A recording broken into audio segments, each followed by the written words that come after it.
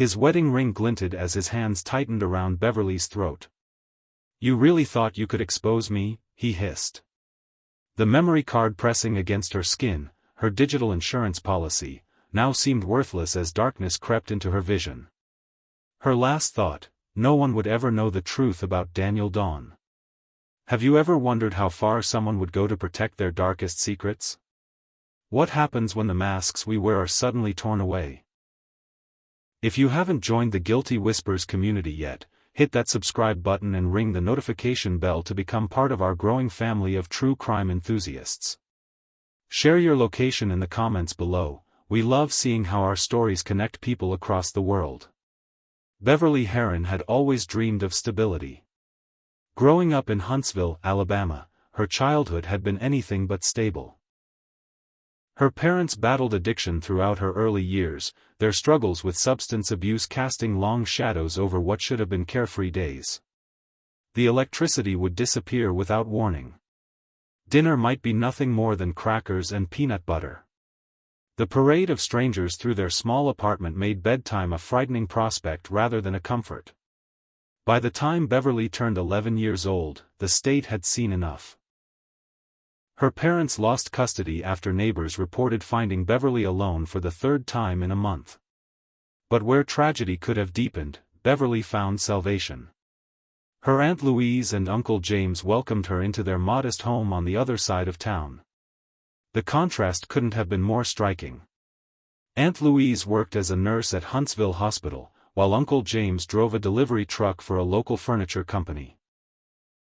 They weren't wealthy by any measure, but their home offered something Beverly had never known: consistency. Sunday dinners became the cornerstone of this new foundation. The ritual of gathering around a table laden with Aunt Louise's cooking, fried chicken, collard greens, mac and cheese, and sweet potato pie, represented everything Beverly had longed for. "You get to choose what your future looks like," Aunt Louise told her one Sunday evening as they washed dishes together. "Your past doesn't have to determine your tomorrow." Beverly took those words to heart. She buried herself in schoolwork, finding refuge in books and learning. Education became her ladder, each rung a step away from the chaos of her early years. Her teachers noticed her determination, her counselors encouraged her applications to colleges far beyond Alabama state lines. When the acceptance letter from Howard University arrived, Aunt Louise cried tears of joy. Uncle James, a man of few words, simply nodded and said, "That's our girl." Beverly flourished at Howard. She joined a Divine Nine sorority that became her extended family, sisters who understood ambition and excellence. She graduated with honors, earning a bachelor's degree in computer science, the first person in her family to earn a college degree. But Beverly wasn't finished. She continued her education at Florida A&M, adding 2 master's degrees to her achievements. An MBA and another in cybersecurity. At her graduation ceremony, Aunt Louise and Uncle James sat in the audience, pride radiating from their faces as Beverly crossed the stage. "Look at our girl," Aunt Louise whispered to Uncle James, clutching his hand. Armed with impressive credentials, Beverly moved to Oakland, California in early 2023, seeking a fresh start on the West Coast. She found a position as a security analyst at Emerald Financial Technologies, a fintech company specializing in investment platforms. Her role involved protecting sensitive financial data and detecting fraudulent activities, skills that would later prove ironically prophetic. Oakland represented everything Beverly had worked toward: independence, professional respect, and distance from her troubled beginnings. She joined the Bay Area Black Women in Tech organization, finding community among women who shared her professional challenges and triumphs. She rented a small but modern apartment, adopted a rescue dog named Pepper, and began saving for a house in the Oakland Hills. Her 5-year plan was clear: home ownership, marriage, eventually adopting children. Beverly wanted to create the stable, loving family she had found with her aunt and uncle, to pay forward the second chance she'd been given. When Beverly matched with Michael Jackson on a dating app for black professionals in the summer of 2023, she was cautiously optimistic. His profile showed a handsome man with an easy smile, 34 years old, working in international shipping logistics. She laughed at his name. "Must be tough going through life with that name," she messaged him. "You have no idea," he replied. "But it's a great conversation starter." Their first date was at a black-owned restaurant in downtown Oakland. The chemistry was immediate. Michael was attentive, asking thoughtful questions about her work and background. He listened, really listened, as she shared carefully edited versions of her childhood struggles. What had been planned as a quick coffee extended into a 5-hour conversation. Over dessert, Michael shared stories about growing up with a single mother who worked multiple jobs to keep a roof over their heads. "There were nights when I'd pretend to be asleep when she came home," he told Beverly, his voice softening. "She'd check on me, thinking I couldn't hear her crying from exhaustion. But I heard. I promised myself I'd make something of myself, make her struggles worth it." The story resonated deeply with Beverly. Here was someone who understood struggle, who had emerged stronger from difficult beginnings, just like her. It felt like finding a mirror. For Beverly's birthday in September of 2023, Michael surprised her with tickets to see her favorite jazz artist at Yoshi's Oakland. As they sat listening to the music, he leaned over and whispered, "You deserve to be celebrated." Those words, so simple yet profound, wrapped around Beverly's heart. They were words she'd longed to hear her entire life. As summer turned to fall, Beverly introduced Michael to her closest friend in Oakland, Jayla Johnson. Jayla had been Beverly's roommate at Howard and had relocated to Oakland 2 years earlier to work at a local bank. The two women had maintained their friendship through years and distance, and Beverly valued Jayla's opinion. "He seems nice," Jayla said cautiously after their first meeting. "Just be careful, okay? You know how it is out here for sisters trying to build something." Beverly nodded, but privately dismissed Jayla's concern as overprotection. What Beverly didn't share with Jayla, at least not yet, were the small inconsistencies she'd begun to notice about Michael. He always paid in cash, claiming he didn't trust credit card companies tracking his purchases. He became agitated when Beverly tried to take a photo together at the Oakland Jazz Festival, claiming he was just not photogenic.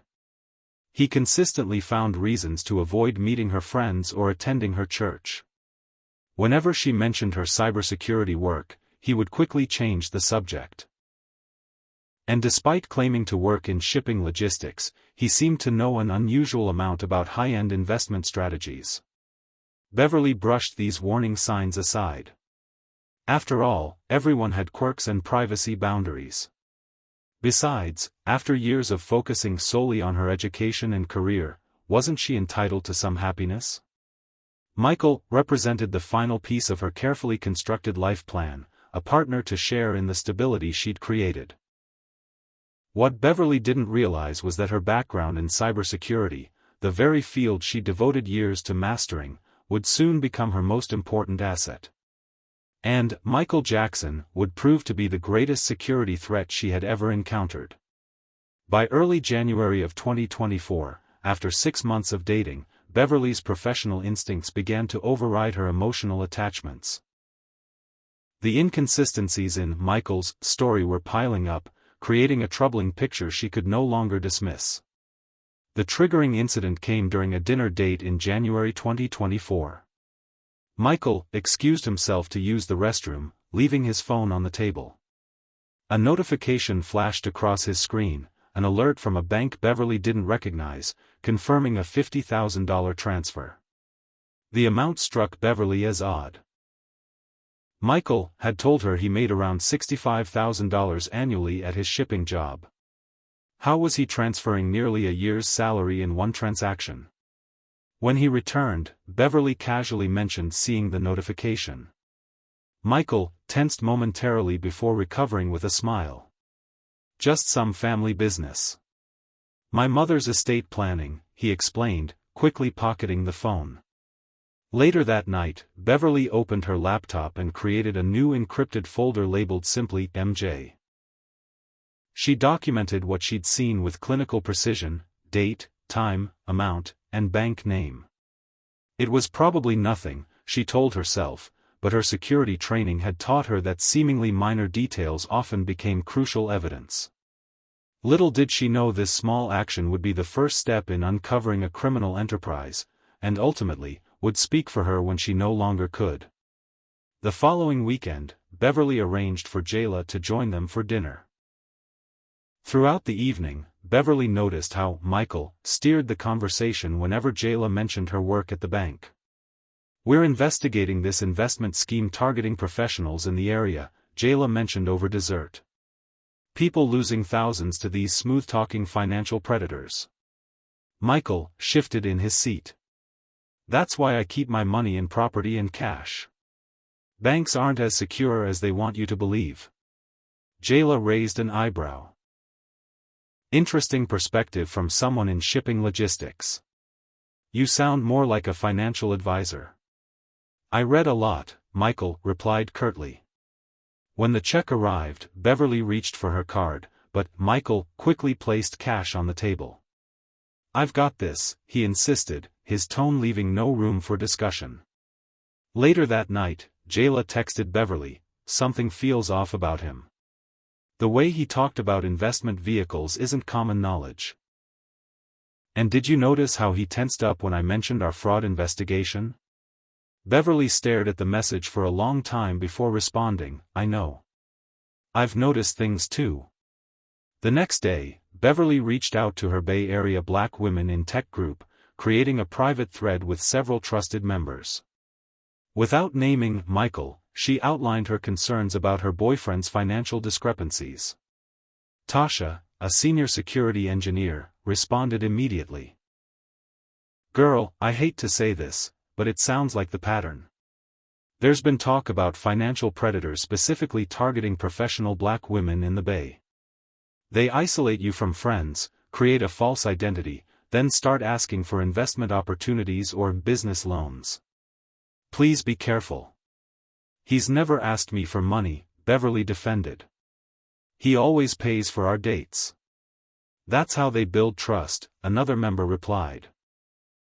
"The investment requests come later, after they've established the relationship."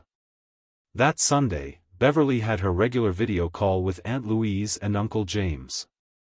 She had mentioned Michael in previous calls, and they were eager to meet him, even if only virtually.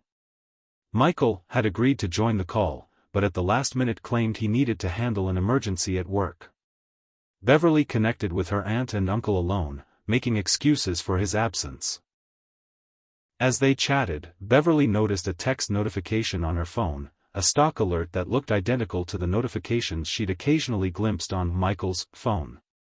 The coincidence bothered her enough that she decided to start documenting the discrepancies. Using her cybersecurity skills, Beverly created an encrypted database of Michael's inconsistencies, times when his stories didn't align, unexplained absences, financial discrepancies, and other red flags. One evening, they had planned a movie night at her apartment. Beverly had prepared dinner and was waiting when Michael called to say he was running late. Through the phone, she heard the distinctive sounds of a trading floor, rapid conversations about stocks and options, before he quickly moved to a quieter location. When he finally arrived, Beverly casually asked, "Busy day at the shipping company?" Michael nodded. "Peak season. Everyone's stressed about deliveries." The explanation didn't match the background sound she'd heard, but Beverly simply smiled and added another note to her growing database. A week later, while on a shopping trip, Michael went into a store while Beverly waited in his car. His phone, connected to the car's Bluetooth, chimed with repeated notifications. Glancing at the dashboard display, Beverly saw alerts from a trading app showing substantial stock movements. Her suspicions mounting, Beverly took the opportunity to check the glove compartment. Inside, she found the car's registration, in the name of Daniel Dawn, not Michael Jackson. That night, after Michael had fallen asleep beside her, Beverly carefully checked his phone. What she discovered sent ice through her veins. His real name was indeed Daniel Dawn. He was married to a woman named Frida, and they had 2 children. And Beverly wasn't his only victim. He was simultaneously dating at least 3 other professional women across the Bay Area. Beverly saved Frida's contact information from Daniel's phone, an email address and phone number she would need later. She also discovered contact information for several of his other victims. Beverly didn't confront him immediately. Instead, she deepened her investigation, using her cybersecurity skills to uncover the full scope of his deception. She discovered Daniel was operating a sophisticated investment scheme, convincing women to invest in non-existent opportunities, then routing their money through a series of offshore accounts.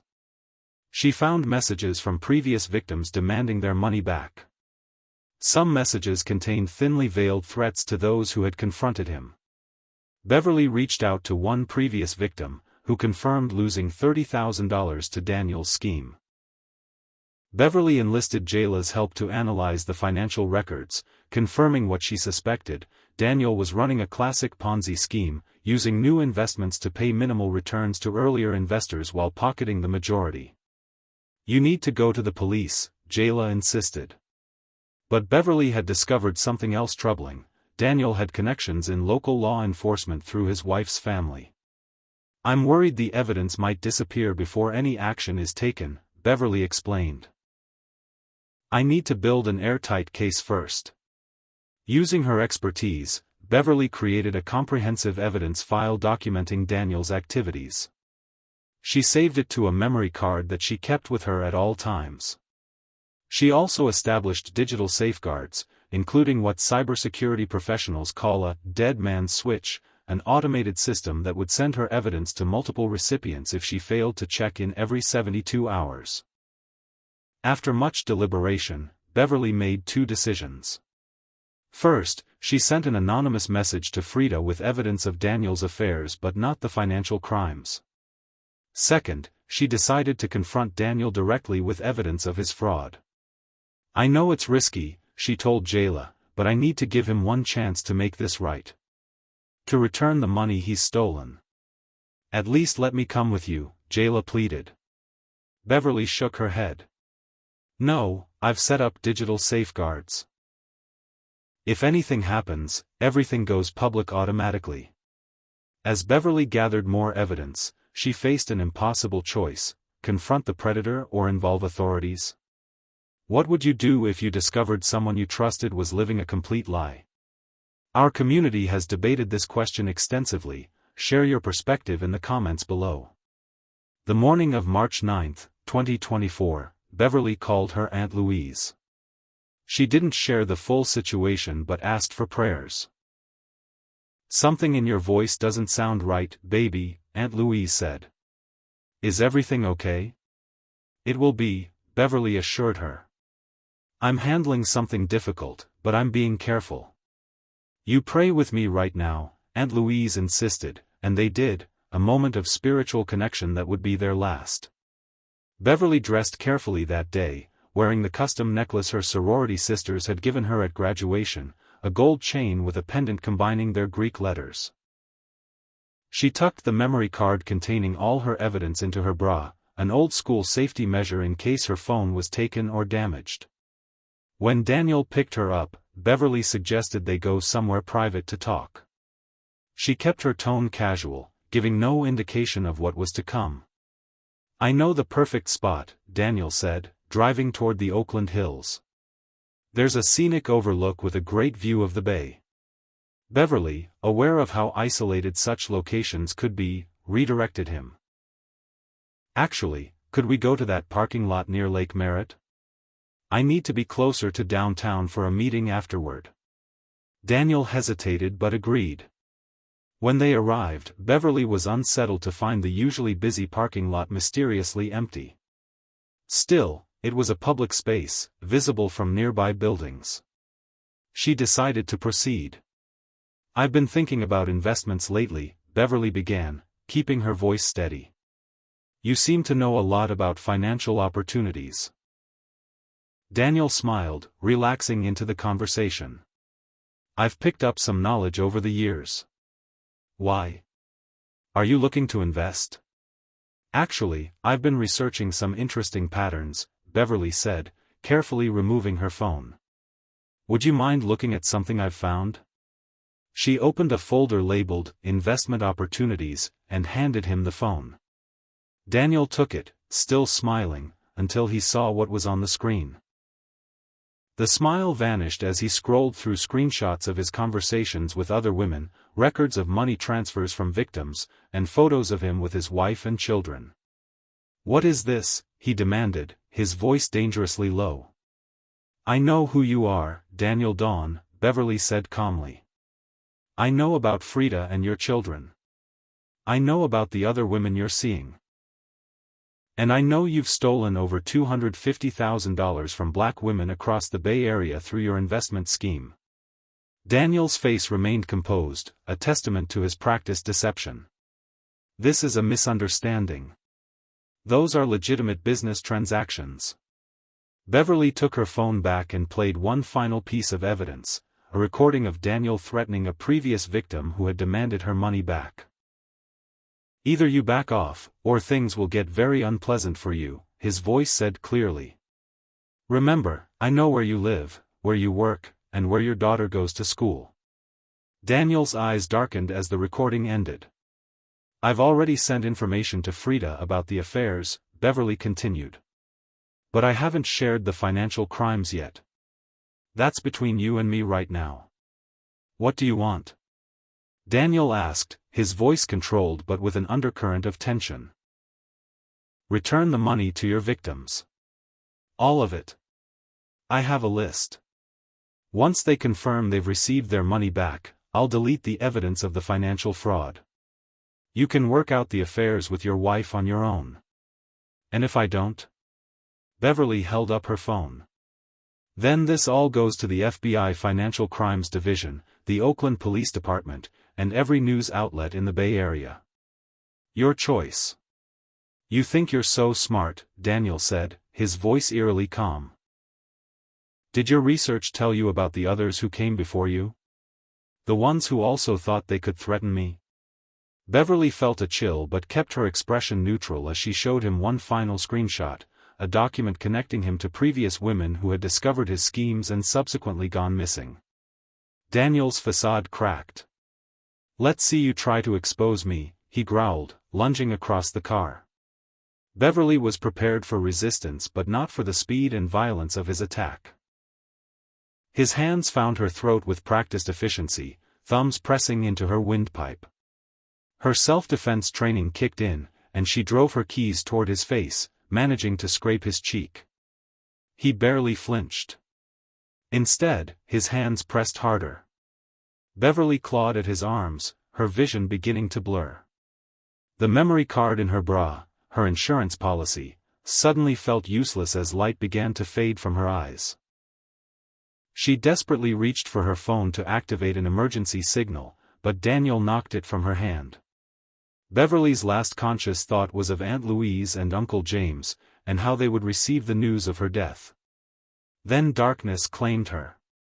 Daniel maintained his grip until he was certain Beverly had stopped breathing. Only then did he release her, checking for a pulse to confirm what he already knew. Beverly Heron was dead.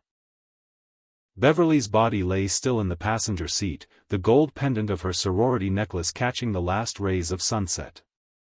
Her hands, which had typed thousands of lines of security code to protect others, now lay motionless in her lap.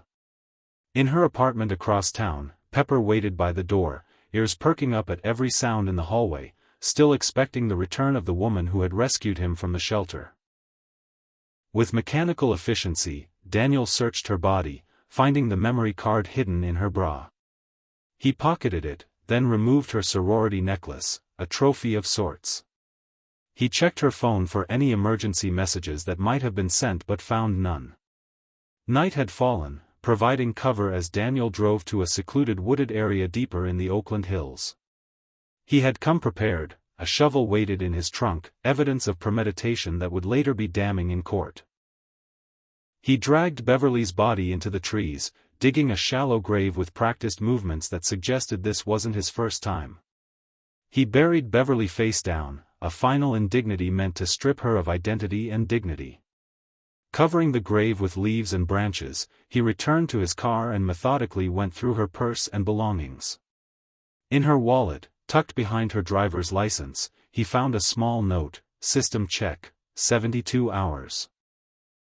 The cryptic message meant nothing to him initially, but as he drove away from the burial site, its significance began to dawn on him. Beverly had mentioned digital safeguards. Was this a reference to some kind of automated system? Panic rose in Daniel's chest. He needed to eliminate any digital traces connecting him to Beverly. He stopped at a convenience store, purchasing gasoline and lighter fluid, then drove Beverly's car to an abandoned industrial area in San Leandro. Using her still warm finger, he unlocked her phone and sent messages to her contacts, crafting a story about needing space and going away for a while to think. He attempted to access her email but found it protected by two-factor authentication he couldn't bypass. Daniel placed the memory card along with Beverly's belongings in her car, her purse, her phone, and other personal items. He doused the interior with gasoline and lit a match, watching as flames consumed what he believed was all evidence of his crimes. As the fire blazed, Daniel believed he had once again escaped justice. He didn't understand that Beverly's cybersecurity expertise had created safeguards far beyond what he could comprehend. In his arrogance, he had underestimated her professional skills, a mistake that would prove fatal to his freedom. What Daniel didn't know was that a digital clock had started ticking the moment Beverly failed to return home that night. In 72 hours, her automated system would activate, releasing everything she had discovered to multiple recipients. Her voice would speak from beyond the grave, and this time, Daniel wouldn't be able to silence it. The morning after Beverly's murder, Jayla Johnson received a text message from Beverly's phone, "Need some space to think things through. Going away for a bit. Don't worry." Immediately, Jayla felt something was wrong. The message lacked Beverly's usual emojis and specific details. When she tried calling, the phone went straight to voicemail. That same morning, Aunt Louise called Jayla, concern evident in her voice. "Beverly sent me a strange message about going away to think. That doesn't sound like her at all. We just prayed together yesterday, and she didn't mention any trip." Jayla drove to Beverly's apartment after work, using the spare key Beverly had given her. Pepper, Beverly's dog, greeted her with desperate whines, his food and water bowls empty. Beverly would never leave Pepper unfed. It was the confirmation Jayla needed that something was terribly wrong.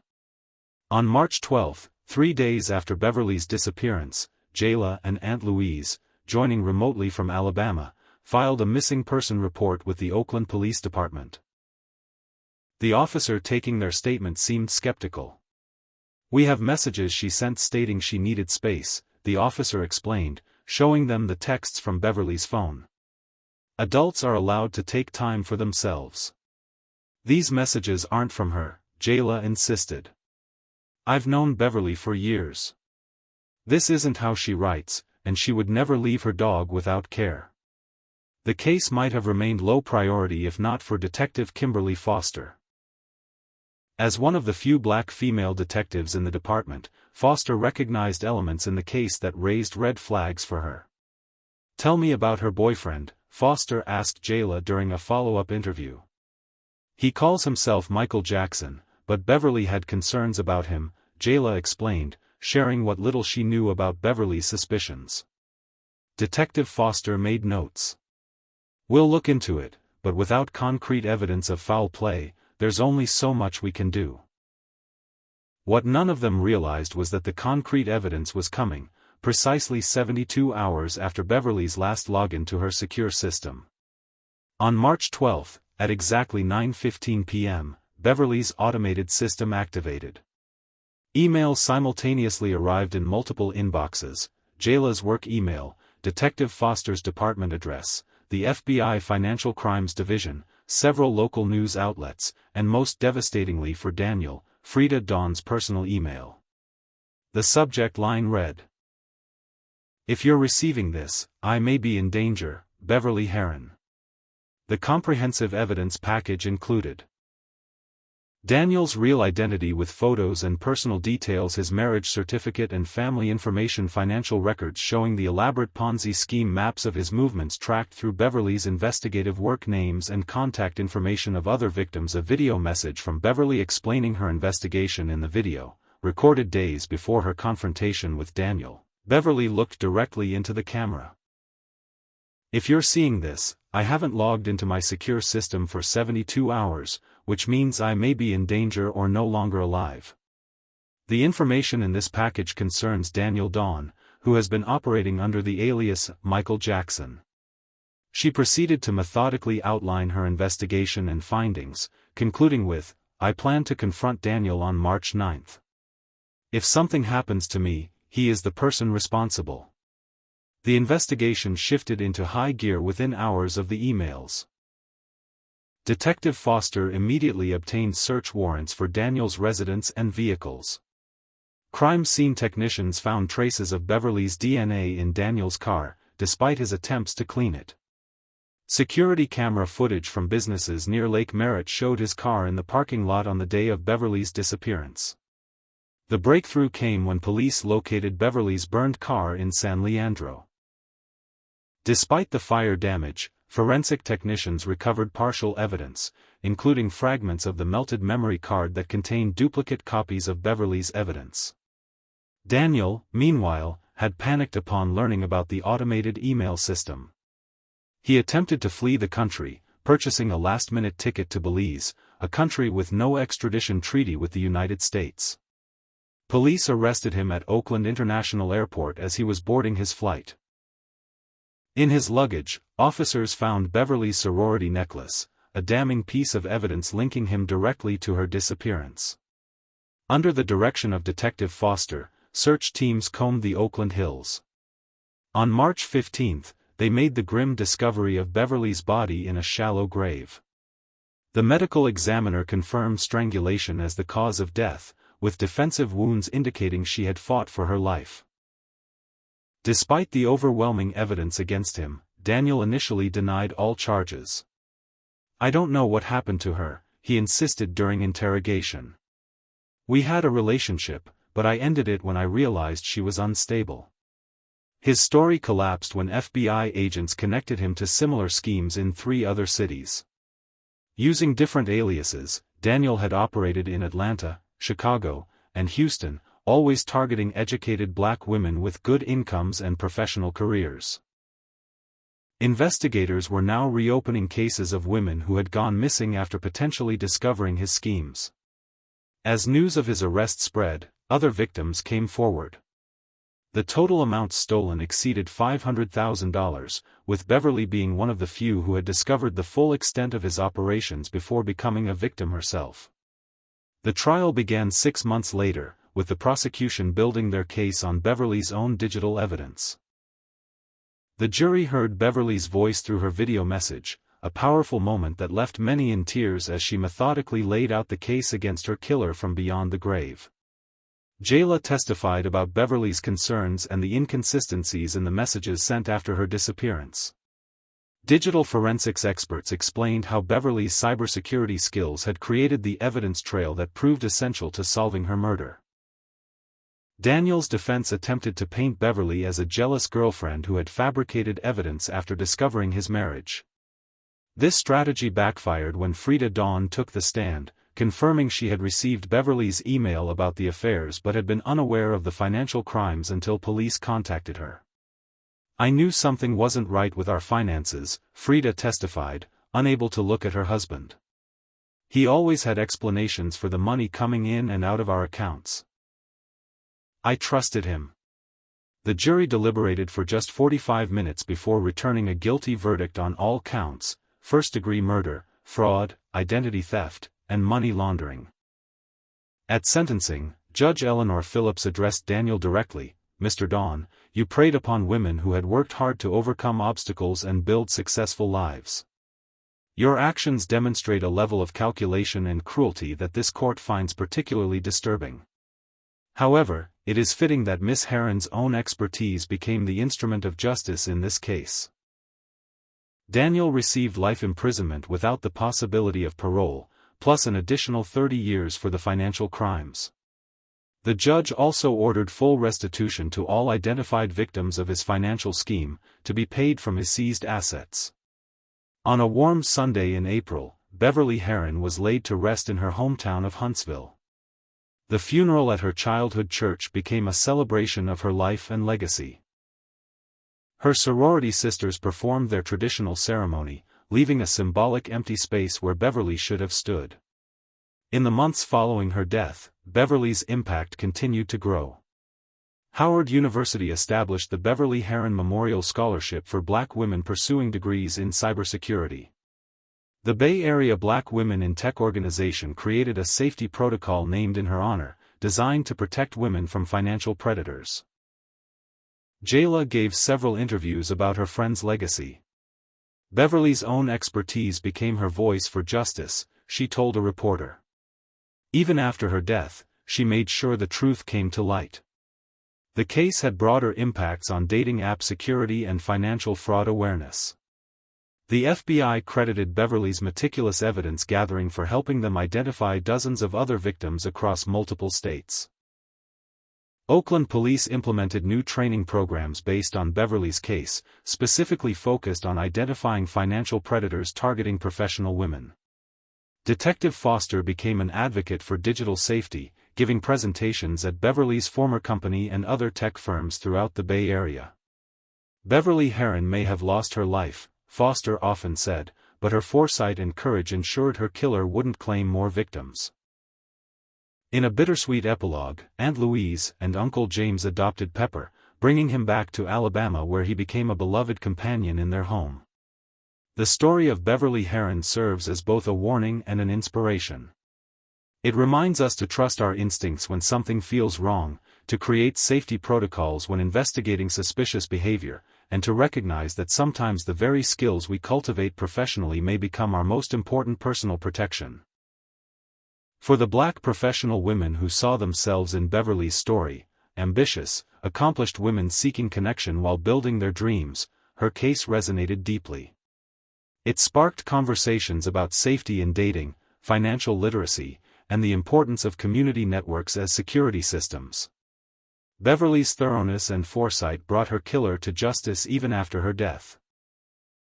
Her case continues to impact financial crimes investigations nationwide, with the Beverly Protocol now standard training for detectives working on cases involving sophisticated scammers. The truth behind closed doors can only come to light when we have the courage to share it. If this story moved you, help others discover it by sharing this video. Leave a like so others can see this story and gain awareness. And don't forget to subscribe to Guilty Whispers. Together, we can ensure that stories like Beverly's are never forgotten and that justice finds its voice.